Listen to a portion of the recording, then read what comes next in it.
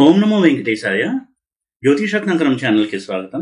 ఈ వీడియోలో ఒక జాతకంలో శుక్రుడు నవాంశలో 12 స్థానాల్లో ఉన్నప్పుడు ఎటువంటి వైవాహికపరమైనటువంటి ఫలితాలు ఇస్తాడు, అలాగే జీవిత భాగస్వామి యొక్క లక్షణాలు ఎలా ఉంటాయి అనేవి తెలుసుకుందాము. నైసర్గికంగా కళత్రకారకుడైనటువంటి శుక్రుడు వివాహము, ప్రేమ వ్యవహారాలు ఇటువంటి వాటిని నిర్దేశించేటువంటి గ్రహము. ఇటువంటి శుక్రుడు D1 చార్ట్లో, రాశి చార్ట్లో కనుక పాజిటివ్గా స్ట్రాంగ్గా కనుక ఉన్నట్టయితే వారి యొక్క వైవాహిక జీవితం అనేది సుఖవంతంగా హ్యాపీ మ్యారీడ్ లైఫ్ లీడ్ చేయడానికి అవకాశాన్ని కల్పిస్తుంది. అదేవిధంగా D1 చార్ట్లో శుక్రుడు పాజిటివ్గా ఉండి నవాంశలో కొంత బలహీనంగా నెగిటివ్గా ఉన్నప్పటికీ కూడా చిన్న చిన్న అప్స్ అండ్ డౌన్స్ అనేవి వచ్చినప్పటికీ కూడా హ్యాపీ మ్యారీడ్ లైఫ్ లీడ్ చేయడానికి అవకాశాలు ఎక్కువగా ఉంటాయి. ఎప్పుడు కూడా గ్రహం యొక్క ఫలితాలను మనం అనాలిసిస్ చేసేటప్పుడు D1 చార్ట్లో ఆ గ్రహం యొక్క బలాన్ని ప్రధానంగా పరిశీలన చేసి తర్వాత నవాంశ చార్ట్కి అనేది మనం వెళ్లాల్సి ఉంటుంది. అయితే నవాంశ చార్ట్ను కూడా మనం విస్మరించకూడదు. నవాంశ చార్ట్లో D1 చార్ట్లో ఉన్న ఫలితాల యొక్క స్ట్రెంగ్త్, ఆ ఫలితాలు ఎంత బలంగా ఉంటాయి, ఎటువంటి రూపంలో ఆ ఫలితాలు వస్తాయి, ఇవన్నీ కూడా ఈ డీటెయిల్స్ అన్ని కూడా నవాంశ చార్ట్లో మనకి తెలుస్తాయి. ఈ దృష్టికోణంతో శుక్రుడు, కళత్రకారకుడైనటువంటి శుక్రుడు నవాంశలో లగ్నం నుంచి 12 స్థానాల్లో ఉన్నప్పుడు ఎటువంటి ఫలితాలు ఇస్తాడు అనేది ఈ వీడియోలో డిస్కస్ చేద్దాము. అయితే ఎప్పుడు కూడా శుక్రుడు నవాంశ చార్ట్లో ఓన్ హౌస్లో ఉన్న, ఉచ్చలో ఉన్న చాలా మంచి వైవాహిక ఫలితాలని ఇస్తాడు. అలాగే దుస్థానాల్లో ఉన్నటువంటి శుక్రుడు నవాంశలో కూడా కొంతవరకు ట్రబుల్స్ ఇచ్చేటువంటి అవకాశం ఉంటుంది. కోణ స్థానాల్లో నవాంశలో అంటే లగ్నము 5, 9 ఈ స్థానాల్లో ఉన్నటువంటి శుక్రుడు వైవాహిక ఫలితాలని ఎక్కువగా పాజిటివ్గా ఇచ్చేటువంటి అవకాశాలే ఎక్కువగా ఉంటాయి.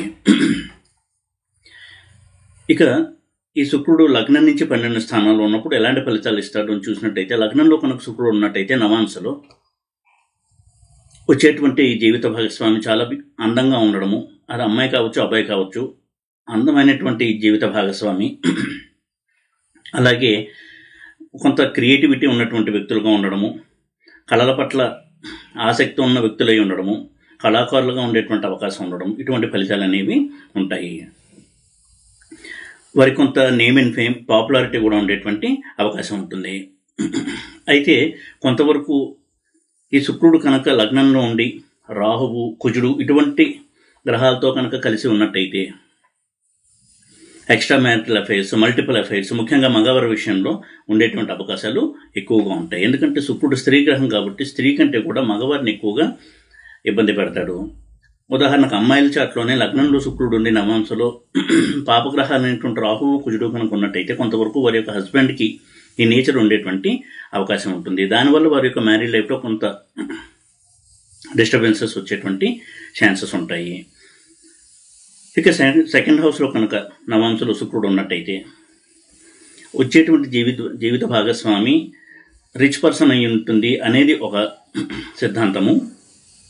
అయితే వారి వివాహం అయిన తర్వాత ఆ వ్యక్తి వారి జీవితంలోకి వచ్చిన తర్వాత వారి యొక్క లైఫ్లో ప్రాస్పెరిటీ, అభివృద్ధి అనేది స్టార్ట్ అవుతుంది. ఇది చాలా మంచి ప్లేస్మెంట్ శుక్రుడికి. సెకండ్ హౌస్లో శుక్రుడు ఉండడము నవాంశలో. వారు చాలా ప్రాక్టికల్గా ఉండేటువంటి వ్యక్తులై ఉంటారు. వివాహం తర్వాత అభివృద్ధి అనేది ఉంటుంది. అలాగే వారికి ఆదాయం అనేది పెరుగుతుంది.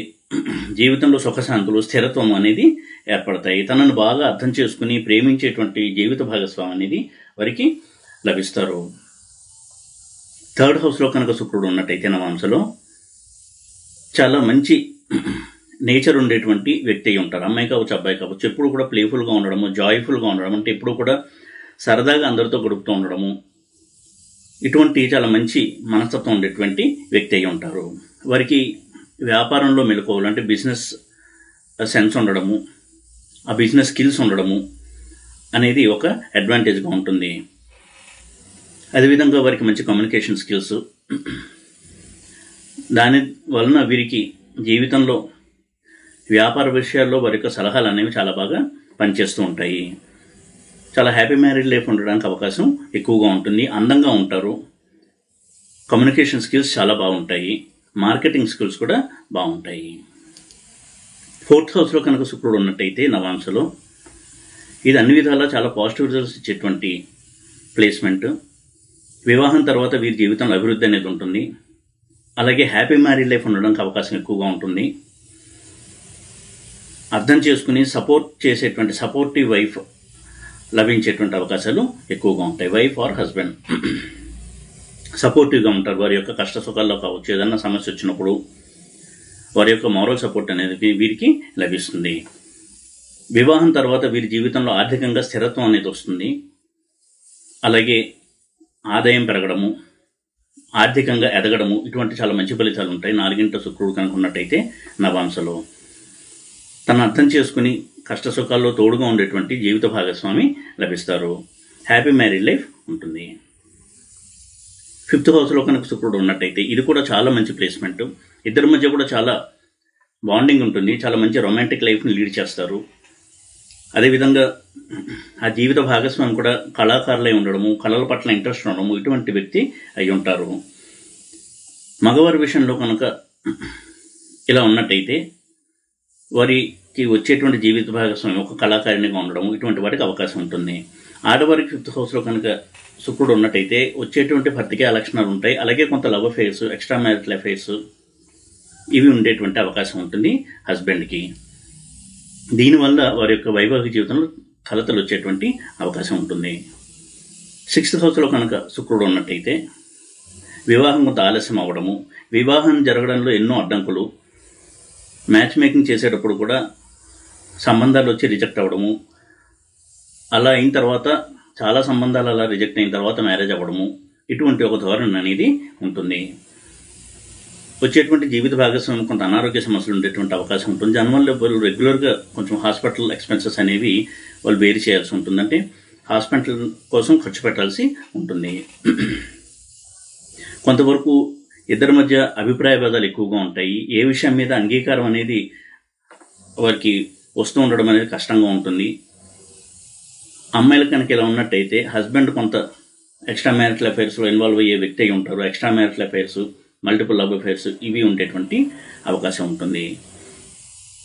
7th హౌస్లో కనుక శుక్రుడు ఉన్నట్టయితే ఇది ఇద్దరి మధ్య కూడా బాండింగ్, ఒక రొమాంటిక్ లైఫ్ లీడ్ చేయడము, ఇలాంటి విషయాల్లో చాలా మంచి ఫలితాలు ఇచ్చినప్పటికీ కూడా ముఖ్యంగా ఆడవారికి కనుక ఉన్నట్టయితే భర్త యొక్క మారల్ క్యారెక్టర్ కొంచెం తక్కువగా ఉంటుంది వైవాహిక విషయాల పట్ల. అంటే కొంత మొరాలిటీ అనేది స్ట్రాంగ్గా ఉండదు. ఎక్స్ట్రా మ్యారిటల్ అఫైర్స్, వేరే స్త్రీలతో పరిచయాలు, వీటి వల్ల వారి జీవితంలో, వారి యొక్క వైవాహిక జీవితంలో ఎన్నో సమస్యలు అనేవి వచ్చే అవకాశం ఉంటుంది. అడిక్షన్స్కి లోనయ్యేటువంటి అవకాశం ఉంటుంది హస్బెండ్. కొంతవరకు ఇది నెగిటివ్ కాంబినేషన్, నెగిటివ్ ప్లేస్మెంట్గానే చూడాల్సి ఉంటుంది 7th హౌస్లో కనుక శుక్రుడు ఉన్నట్టయితే నవాంశలో. ఇక 8th హౌస్లో కనుక శుక్రుడు ఉన్నట్టయితే ముఖ్యంగా అమ్మాయిలకు ఉన్నట్టయితే వచ్చేటువంటి భర్త ఇందాక 7th హౌస్లో ఉన్నట్టుగానే కొంతవరకు చపల చిత్తంతో ఉండడము, ఎక్స్ట్రా మ్యారిటల్ అఫైర్స్, వీటి వైపు మొగ్గు చూడటము, ఎడిక్షన్స్, డబ్బును దుబారాగా ఖర్చు చేయడము, ఇటువంటి లక్షణాలు ఉండేటువంటి వ్యక్తి అయి ఉంటారు. ఎప్పుడు కూడా ఎమోషనల్లీ చాలా లోన్లీగా ఫీల్ అవుతుంటారు ఈ జాతకుడు. 8th హౌస్లో ఎప్పుడైతే శుక్రుడు ఉంటారో వారి యొక్క వైవాహిక జీవితంలో ఒక నైరాశ్యము, స్తబ్దత, నిరాశ ఇవన్నీ కూడా ఎక్కువగా చోటు చేసుకుంటూ ఉంటాయి. 9th హౌస్లో కనుక శుక్రుడు ఉన్నట్టయితే నవాంశలో వచ్చేటువంటి జీవిత భాగస్వామి చాలా అందంగా ఉండేటువంటి అవకాశం ఎక్కువ ఉంటుంది. హ్యాపీ మ్యారీడ్ లైఫ్ ఉంటుంది. ఇద్దరి మధ్య కూడా మంచి బాండింగ్ ఉంటుంది. అండర్స్టాండింగ్ కూడా చాలా బాగా ఉంటుంది. వివాహం తర్వాత వీరి యొక్క జీవితంలో అభివృద్ధి అనేది స్టార్ట్ అవుతుంది. అన్ని రకాలుగా కూడా సపోర్టివ్ పార్ట్నర్ అనేది వీరికి లభిస్తారు. వివాహం అయిన తర్వాత స్థిరాస్తిని వృద్ధి చేయడము, ఆర్థికంగా ఎదగడము, ఇటువంటి చాలా మంచి ఫలితాలు ఉంటాయి శుక్రుడు కనుక నవాంశలో 9th హౌస్లో ఉన్నట్టయితే. ధార్మిక చింతన ఉండేటువంటి వ్యక్తి జీవిత భాగస్వామిగా రావడానికి అవకాశం ఎక్కువగా ఉంటుంది. 10th హౌస్లో కనుక శుక్రుడు నవాంశలో ఉన్నట్టయితే ఎడ్యుకేషన్ పరంగా చాలా మంచి ఎడ్యుకేషన్ ఉన్నటువంటి లైఫ్ పార్ట్నర్ రావడము, అలాగే వారి యొక్క కెరీర్లో కూడా మంచి హోదా ఉన్నటువంటి పదవిలో ఉండడము, ఆర్థికంగా చాలా స్థిరంగా ఉండడము, ఇవన్నీ కూడా ఉంటాయి. ఆర్థికంగా కూడా అభివృద్ధిని చెందుతారు వివాహం అయిన తర్వాత. హ్యాపీ మ్యారీడ్ లైఫ్ ఉంటుంది. ఇద్దరి మధ్య కూడా మంచి అవగాహన, బాండింగ్ అనేవి ఉంటాయి. ఓవరాల్గా హ్యాపీ మ్యారీడ్ లైఫ్ ఇస్తుంది శుక్రుడు యొక్క ప్లేస్మెంట్ 10th హౌస్లో, నవాంశలో. ఇక 11th హౌస్లో కనుక శుక్రుడు ఉన్నట్టయితే ఇది ఇద్దరి మధ్య రొమాంటిక్ బాండింగ్ ఉండడానికి అవకాశం కల్పించేటువంటి ప్లేస్మెంట్. కానీ అమ్మాయిల విషయంలో హస్బెండ్ కొంతవరకు multiple affairs, extra marital affairs వీటికి లోన్ అయ్యేటువంటి అవకాశం ఉన్నటువంటి placement 11th house Venus placement. Love failures ఎక్కువగా అవుతూ ఉంటాయి. లవ్ మ్యారేజ్ అనేది వీరికి వర్కౌట్ అవ్వదు. లవ్ అనేది మ్యారేజ్ దాకా దారి తీయకపోవడము, ఇటువంటి సంఘటనలు జరిగేటువంటి అవకాశాలు ఎక్కువగా ఉంటాయి. వీరికి లవ్ అఫైర్స్ ఎప్పుడూ కూడా ఒక మానసికంగా వేదనని ఇచ్చేటువంటి పరిస్థితులే ఎక్కువగా ఉంటాయి. 12th హౌస్లో కనుక శుక్రుడు ఉన్నట్టయితే నవాంశలో 11th హౌస్ లాగే multiple affairs, extra marital affairs ఉండేటువంటి అవకాశం ఉంటుంది. వచ్చేటువంటి జీవిత భాగస్వామికి కొంత అనారోగ్య సమస్యలు ఉండడం వల్ల ధనం ఎక్కువగా ఖర్చు అవుతూ ఉండడం, దాని గురించి ఇటువంటి ధోరణి ఉండేటువంటి అవకాశం ఎక్కువగా ఉంటుంది. అయితే ఇద్దరి మధ్య కూడా ఎప్పుడు భేదాభిప్రాయాలు, ఏ విషయం మీద కూడా ఏకాభిప్రాయం కుదరకపోవడము, దీనివల్ల ఇద్దరి మధ్య ఒక విధమైనటువంటి నైరాశ్యము, ఇలాంటి వాతావరణం అనేది ఉంటుంది వారి యొక్క వైవాహిక జీవితంలో. ఈ విధంగా శుక్రుడు నవాంశలో ఉన్న ప్లేస్మెంట్ని బట్టి కూడా మనం కొంతవరకు వారి యొక్క మ్యారీడ్ లైఫ్ అలాగే జీవిత భాగస్వామి యొక్క లక్షణాలను తెలుసుకోవచ్చు. అయితే ప్రధానంగా D1 చార్ట్ అనేది మనం స్టడీ చేయాల్సి ఉంటుంది. ఇవన్నీ ఒక ఎత్తు అయితే జైమినీ సిస్టంలో కూడా గ్రహాల యొక్క కారకత్వాల్ని అనుసరించి ఏ విధమైనటువంటి ఫలితాలు ఇస్తాయా గ్రహాలు నవాంశలో అనేది మనం చూడాల్సి ఉంటుంది. ఉదాహరణకి ఇదే శుక్రుడు కనుక దారకారకుడయ్యి నవాంశలో ఇందాక చెప్పినట్టు ప్లేసెస్లో ఉంటే ఇటువంటి ఫలితాలు ఉండేటువంటి అవకాశం ఉంటుంది. అదేవిధంగా శుక్రుడే కాకుండా వేరే గ్రహాలైనా సరే దారకారకుడుగా అయ్యి 12th హౌస్లో ఉన్నప్పుడు ఆ హౌస్లో ఉన్నటువంటి ఫలితాన్ని ఇస్తాయి ఆ గ్రహాలు.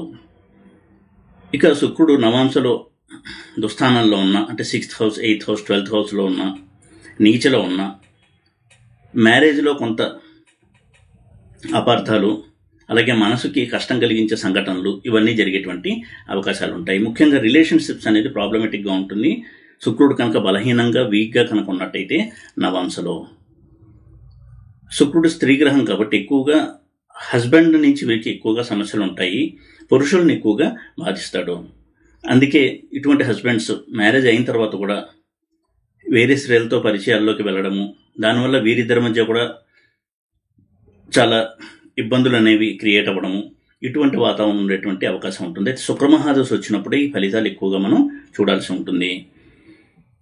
ఏ గ్రహం ఏ యోగంలో ఉన్నా, ఏ అవయోగంలో ఉన్నా ఆ గ్రహం యొక్క మహాదశ వచ్చినప్పుడు మాత్రమే ఆ ఫలితాన్ని పూర్తి స్థాయిలో జాతకుడు అనుభవిస్తాడు. ఈ సందర్భంలో కూడా శుక్రుడు నవాంశలో ఉన్న ప్లేస్మెంట్ని బట్టి రిజల్ట్స్ ఇవ్వాలి అంటే శుక్ర మహాదశ నడుస్తూ ఉండాలి. అయితే శుక్రుడు ఇబ్బందికరమైనటువంటి ప్లేస్మెంట్లో నవాంశలో ఉన్న D1 చార్ట్లో, అంటే రాశి చార్ట్లో కనుక బలంగా ఉన్నట్టయితే ఆ ఇబ్బందుల యొక్క తీవ్రత చాలా తక్కువగా ఉంటుంది. ఎప్పుడు కూడా D1 చార్ట్ని అనలైజ్ చేసిన తర్వాతే D9 చార్ట్లో ఆ ఫలితాల యొక్క బలాన్ని మనం విశ్లేషించాల్సి ఉంటుంది. అలా కాకుండా D1 చార్ట్ని విస్మరించి కేవలం D9 చార్ట్ ప్లేస్మెంట్ ఆధారంగా మనం కంక్లూషన్కి రాకూడదు. ఈ విషయాన్ని ప్రతి గ్రహం యొక్క రిజల్ట్స్ విషయంలో కూడా మనం దృష్టిలో ఉంచుకోవాలి. కాబట్టి D1 చార్ట్ మొదట అనలైజ్ చేసి ఆ తర్వాత ఆ ఫలితాల యొక్క బలం ఎంతవరకు ఉంది, స్వభావం ఎలా ఉంటుంది అనేది తెలుసుకోవడానికి D9 చార్ట్లో ఆ గ్రహం యొక్క ప్లేస్మెంట్ మనం స్టడీ చేయాల్సి ఉంటుంది.